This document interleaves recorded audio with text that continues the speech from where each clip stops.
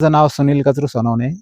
मी हडपसावरगाव येथील शेतकरी असून पारंपरिक शेतीला फाटा देत बंधू ज्यावेळेस आर्मी रिटायर झाले त्यांनी सुचवलं की आपल्याला हे कांदे वांगे कायम तर चालूच आहे.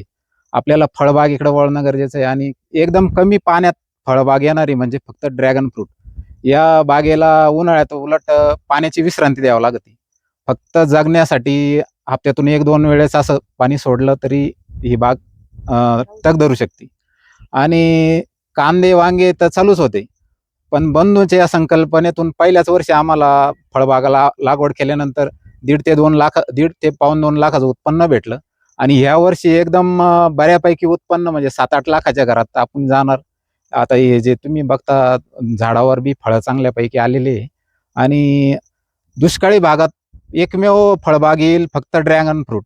कारण आम्ही डाळिंबाचं क्षेत्र बी निवडलं होतं, पण कृत्रिम पाणी साठ्यावर शक्य नसल्यामुळं त्याला फाटा देऊन आम्ही ड्रॅगन फ्रूटकडे वळलो. आणि मी शेतकऱ्यांना आवाहन करू इच्छितो की बस ड्रॅगन फ्रूटच या दुष्काळी भागात फळ येऊ शकतं. कारण दुसऱ्या फळांना स्प्रेचा खर्च वगैरे फार आहे. आणि हे 100% ऑर्गॅनिक तत्वावर आधारित फळ आहे. याला जास्त केमिकलची गरज नाही आणि शेतकऱ्यांनी लावायला काही हरकत नाही.